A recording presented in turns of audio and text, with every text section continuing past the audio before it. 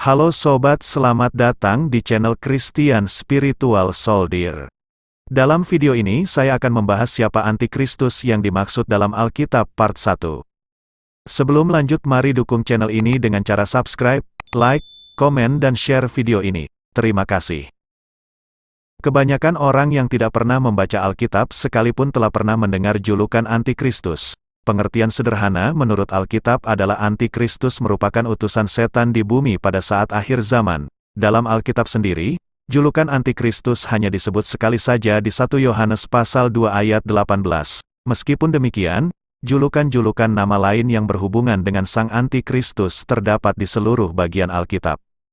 Beberapa nama lain bagi antikristus adalah binatang, Wahyu pasal 13 ayat 4 pembinasa keji, Matius pasal 24 ayat 15 pemusnah, Daniel 9 ayat 27 pendurhaka, lawan yang meninggikan diri, 2 Tesalonika pasal 2 tanduk kecil, Daniel pasal 7 ayat 8 orang Asyur Assyria, Mika pasal 5 ayat 5, Yesaya pasal 10 ayat 5, pasal 14 ayat 25 Raja Babel, Yesaya 14 dan bahkan Gog yang misterius, Yehezkiel pasal 38 ayat 1, Wahyu pasal 20 ayat 7. Ada sebutan-sebutan lain lagi dalam Alkitab bagi sang antikristus. Tapi di atas segala julukan tersebut, siapakah sebenarnya antikristus itu? Di bagian ini, kita akan mempelajari penjelasan utama dan perbuatan-perbuatan yang dilakukan sang antikristus berdasarkan apa yang tertulis di Alkitab. Pengamatan hanya terpusat pada beberapa kesamaan yang sangat jelas antara antikristus dan sang Mahdi. Antikristus, pemimpin politik dan militer dunia. Di Alkitab tertulis bahwa di akhir zaman, sang antikristus akan muncul sebagai pemimpin negara yang sangat kuat yang belum pernah terjadi sebelumnya dalam sejarah. Pemimpin dunia antikristus ini dengan jelas ditulis oleh Daniel dalam Alkitab. Di kitab Daniel bagian ke-7, Daniel menulis sebuah kesaksian akan binatang-binatang berjumlah 4 yang tampak aneh dan mengerikan. Setelah menjelaskan tentang ketiga binatang pertama, Daniel bertutur tentang binatang keempat. Daniel pasal 7 ayat 7-8, 7. Kemudian aku melihat dalam penglihatan malam itu, tampak seekor binatang yang keempat, yang menakutkan dan mendahsyatkan, dan ia sangat kuat. Ia bergigi besar dari besi, ia melahap dan meremukkan, dan sisanya diinjak-injaknya dengan kakinya. Ia berbeda dengan segala binatang yang terdahulu. Lagi pula ia bertanduk 10. 8. Sementara aku memperhatikan tanduk-tanduk itu, tampak tumbuh di antaranya suatu tanduk lain yang kecil, sehingga 3 dari tanduk-tanduk yang dahulu itu tercabut, dan pada tanduk itu tampak ada mata seperti mata manusia dan mulut yang menyombong. Lalu, di ayat 15 dan 16, Daniel bertanya pada malaikat apakah maksud penglihatan akan 4 ekor binatang tersebut. Malaikat menyatakan bahwa keempat binatang mewakili 4 kerajaan atau kekaisaran yang sangat besar. Daniel pasal 7 ayat 15-17, 15. Maka aku, Daniel, terharu karena hal itu, dan penglihatan-penglihatan yang kulihat itu menggelisahkan aku. 16. Lalu kudekati salah seorang dari mereka yang berdiri di sana dan kuminta penjelasan tentang semuanya itu. Maka berkatalah ia kepadaku dan diberitahukannya lah kepadaku maknanya. 17. Binatang-binatang besar yang 4 ekor itu ialah 4 raja yang akan muncul dari dalam bumi.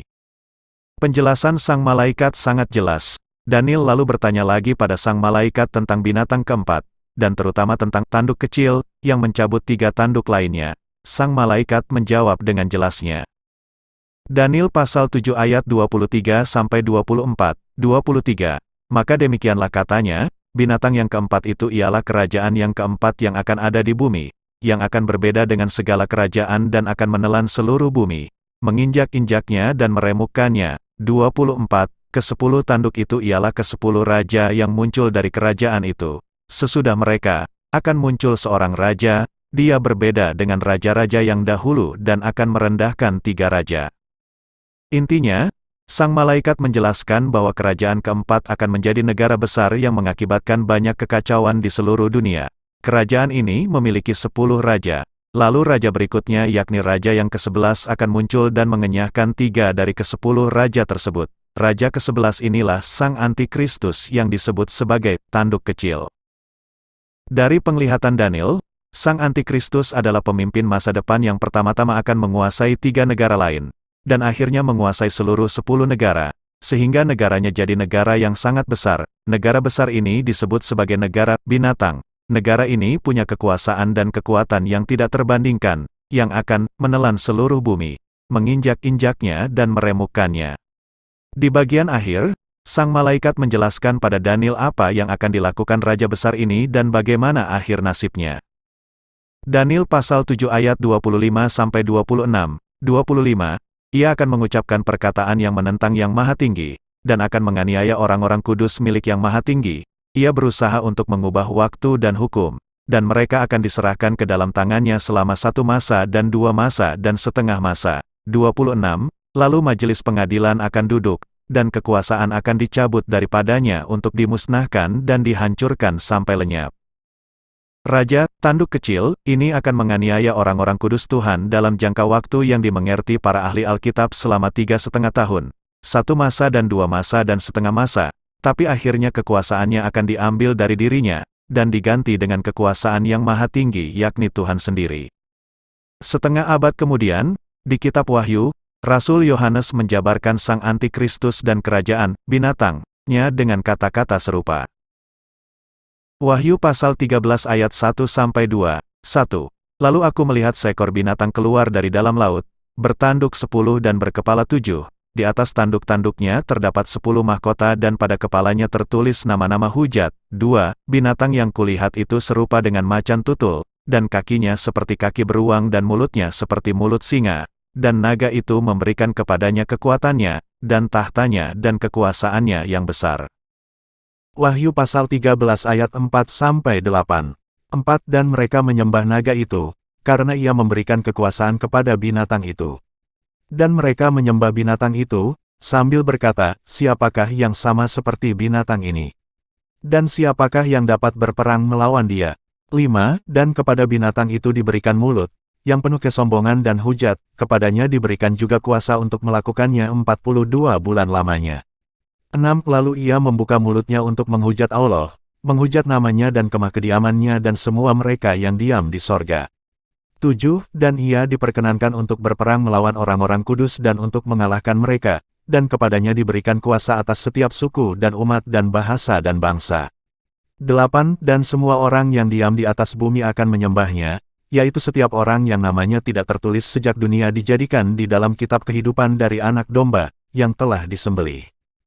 Meskipun bahasa simbolis terasa kuat dalam ayat-ayat Wahyu tersebut, jika kita memahami bahasa Alkitab yang menggunakan istilah-istilah simbolis tertentu, maka makna pesan ayat akan menjadi sangat jelas. Kata binatang sekali lagi digunakan sebagai julukan sang antikristus yang merupakan pemimpin negara besar yang berkuasa atas 10 negara lainnya.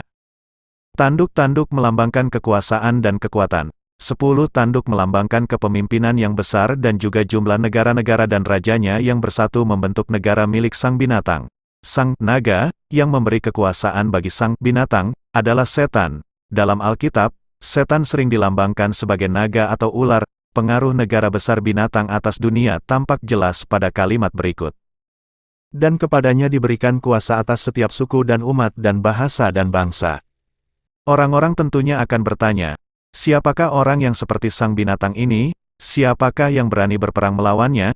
Tampaknya di dunia ini sang binatang tidak terkalahkan. Sekali lagi pula dinyatakan bahwa jumlah waktu kekuasaan yang dimiliki sang binatang untuk menganiaya orang-orang kudus milik Tuhan adalah 42 bulan. 42 bulan adalah 3,5 tahun. Jenjang waktu yang sama ini sudah dinyatakan di Daniel pasal 7 ayat 25. Dari penjelasan tersebut sudah jelas bahwa Alkitab mengungkapkan bahwa Antikristus merupakan penguasa militer dan negara yang kekuasaannya tidak akan tertandingkan oleh pemimpin dunia manapun sepanjang sejarah.